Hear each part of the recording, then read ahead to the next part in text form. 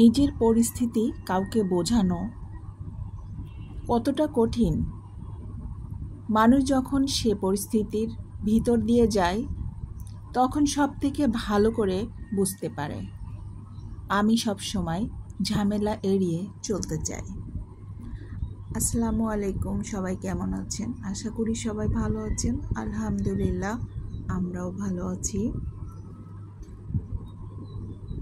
তো এই ভিডিওটা বেশ অনেক দিন আগেই ভিডিও করে রেখেছিলাম, সময়ের কারণে আসলে এডিট করাও হয়নি, যার কারণে দেওয়াও হয়নি। তো আমি আজকে রোস্ট রান্না করছি। আমি এবং আমার হাজব্যান্ড দুজন মিলেই আমরা রান্না করছি, আর সেই রান্নার ভিডিওটা আপনাদের সাথে শেয়ার করছি। আদা বাটা, রসুন বাটা সব কিছু আমি জোগাড় করে নিয়ে আর মাংসটা ম্যারিনেট করে নিয়েছি আগেই। এইবার পেঁয়াজ বেরেস্তা করে নেব। পেঁয়াজ বেরেস্তা করে আমি কিছুটা বেরেস্তা উঠিয়ে রাখবো, আমার পরে লাগবে এই জন্য।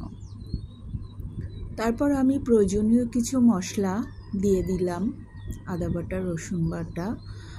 আর রোস্টের ভিতর সবসময় চেষ্টা করা উচিত যে একটু বাদাম বাটাটা দেওয়ার। বাদাম বাটাটা দিলে স্বাদটা অনেক গুণে বেড়ে যায়, ভালো লাগে স্বাদটা। তো আমি এভাবেই রান্না করছি। আমি ব্লেন্ডারে একটু বাদামটাও বেটে নিই, কারণ যখন আমি মশলাটা ভুনা করব তখন যদি আগে থেকে দিয়ে দিই তাহলে জিনিসটা ভালো করে কষানো হয়। আর পরিমাণ মতো মরিচ দিচ্ছি, কারণ একেবারে ফ্যাকাশে লাগে, পানসা পানসা লাগে, যার জন্য একটু মরিচ গুঁড়াও আমি এখানে ইউজ করছি।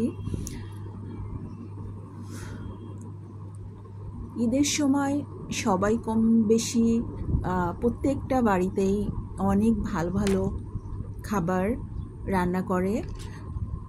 এই সময় বিভিন্ন রকমের আত্মীয় স্বজন বা মেহমান সবাই কিন্তু সবার বাড়িতে যায়। এজন্য সবাই চেষ্টা করে একটু ব্যতিক্রম কিছু রান্না করার।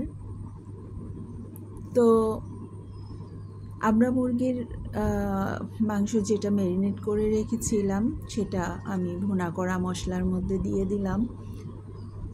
দেখেন কালারটা কতটা সুন্দর আসছে, কালারটা অনেক ভালো লাগছে।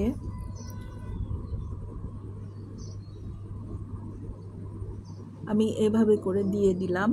আর যে পেঁয়াজের বেরেস্তাটা আমি উঠিয়ে রেখেছিলাম সেটাও এখন এর ভিতরে দিয়ে দিচ্ছি, কারণ স্বাদ ও গন্ধটা বহুগুণে বেড়ে যাবে তার জন্য। তো এভাবেই আমার তৈরি হয়ে গেল রোস্ট। আমার ভিডিওটা কেমন লাগলো জানাবেন। তো সবাই ভালো থাকবেন, সবার শুভ কামনায় আমার ভিডিওটা শেষ করছি। আল্লাহ হাফেজ, আসসালামু আলাইকুম।